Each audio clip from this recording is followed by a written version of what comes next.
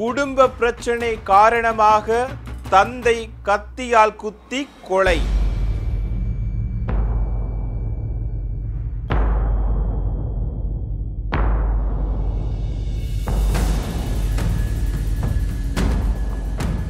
வெறிச்செயலில் ஈடுபட்ட முதல் மனைவியின் மூன்றாவது மகன்.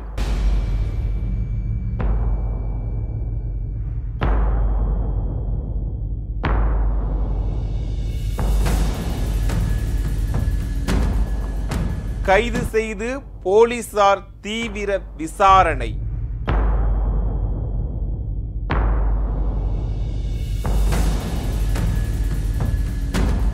மயிலாடுதுறை மாவட்டம் தரங்கம்பாடி தாலுகா கீழ்பாதி கிராமத்தைச் சேர்ந்தவர் சிவக்குமார். இவர் கீழையூர் உப்புச்சந்தை மாரியம்மன் கோவில் பகுதியில் பழச்சாறு கடை நடத்தி வந்தார். இவருக்கு ஏற்கனவே ஜெயச்செல்வி என்பவருடன் திருமணமாகி சிவசர்மா, சபரிகிருஷ்ணன், அபினேஷ் ஆகிய 3 மகன்கள் உள்ளனர்.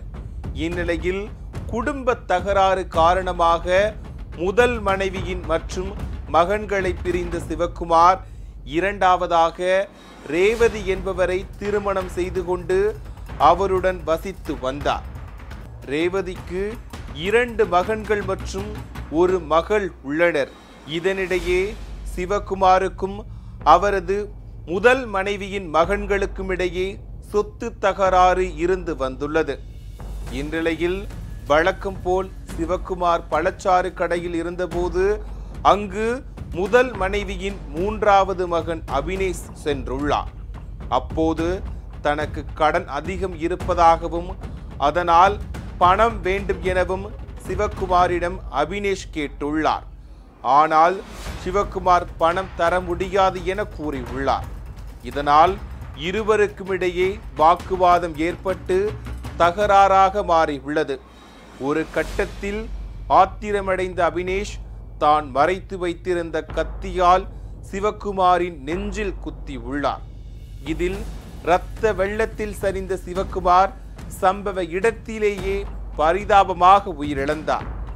இதனையடுத்து இந்த சம்பவம் குறித்து தகவல் அறிந்து வந்த செம்மனார் கோவில் போலீசார் சிவக்குமாரின் உடலை கைப்பற்றி மயிலாடுதுறை அரசினர் மருத்துவமனைக்கு பிரேத பரிசோதனைக்காக அனுப்பி வைத்தனர்.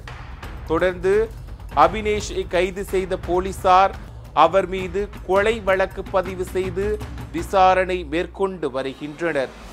சொத்து பிரச்சனையால் தந்தையையே